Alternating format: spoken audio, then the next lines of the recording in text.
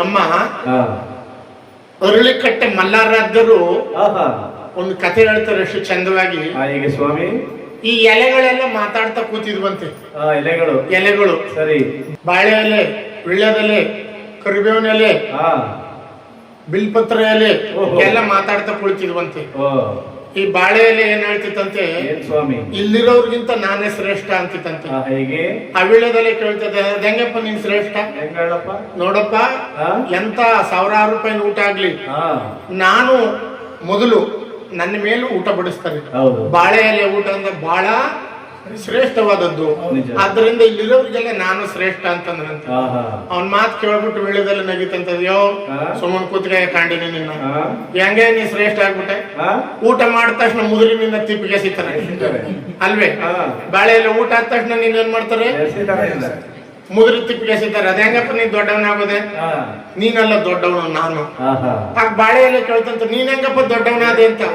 ಆಗ ವಿಳ್ಯದೆಲೆ ಹೇಳ್ತಂತೆ, ನಿನ್ನ ಎಷ್ಟೇ ನಿನ್ನ ಮೇಲೆ ಬಡಿಸ್ಕೊಂಡು ಊಟ ಮಾಡಿದ್ರು ಹೊಟ್ಟೆ ತುಂಬಾ, ಅದರ ಸವಿ ಅದು ಆರೋಗ್ಯ ಆಗ್ಬೇಕಾದ್ರೆ, ಜೀರ್ಣವಾಗ್ಬೇಕಾದ್ರೆ ನಾನು ಮುಖ್ಯ. ನನ್ನ ಹಾಕೊಂಡು ಊಟ ಆದ್ಮೇಲೆ ಎಲ್ಲರೂ ಒಗಿತಾರೆ. ಈ ಬಾಳೆ ಎಲ್ಲ ಸುಮ್ಮನೆಲ್ಲೋ ಚಂದ ಹೇಳ್ದ ಕೈವರ ಗಂಟೆ ಇದ್ಬಿಟ್ಟು ನೀ ಹೆಂಗೆ ಶ್ರೇಷ್ಠ ಆಗೋದೆ? ನನ್ನ ತಿಪ್ಪಿಗೆ ಸಿಗ್ತಾರ, ನಿನ್ನ ಎಲ್ಲರೂ ಕಚ ಪಚ ಕಚ ಪಚ ಕಚ ಪಚ ನಗುದು ಅಂತ ಹೇಳಿ ಬೀದಿಲ ಉಕ್ಕ ಕಡ್ದೈತಾರ ನಿನ್ನ.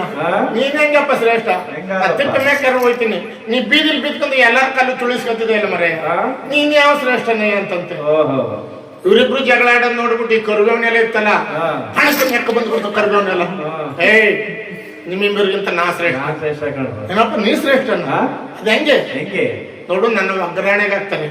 ನಾನ್ ಹಾಕ್ತಂದ್ರೆ ಗಮ್ಮನ್ನದೇ ಇಲ್ಲ, ಒಗ್ಗರಣೆಗೆ ಹಾಕ್ತಾರೆ ನನ್ನ ಗಮ್ಮಂತೀನಿ ನಾನು.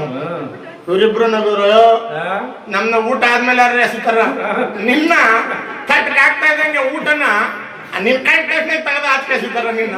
ನೀನ್ ಯಾವ ದೊಡ್ಡ ಮನ್ಸ ಅಂತ ಮಾತಾಡ್ತಿದ್ದೆ? ಕೂತ್ಗೆ ಕಂಡಿನಿ ನಿನ್ನ. ನಮ್ನ ಒಂದ್ಗೊಳಗನಾರು ಇಟ್ಕೋತಾರ, ನಿನ್ನ ಮುಟ್ಟದೇ ಇಲ್ಲ, ಕಾಣ್ತಾ ಇದ್ದಂಗೆ ತಟ್ಟೆನ್ ತೆಗೆದು ಹಾಚ್ಕಸಿತಾರ. ನೀ ಯಾವ ದೊಡ್ಡವನ? ಇದನ್ನೆಲ್ಲ ನೋಡ್ತಾ ಇತ್ತಂತೆ ಏನು, ಬಿಲ್ಪತ್ರ. ಆ ಬಿಲ್ವಪತ್ರ ಹೇಳ್ತಂತೆ, ನಾನು ನಾನು ಅಂತ ಯಾತಕ್ಕೋಸ್ಕರ ಈ ರೀತಿ ಓಡಾಡ್ತಾ ಇದ್ದೀರಾ? ನಾನು ಎಂಬುದು ಮಣ್ಣು.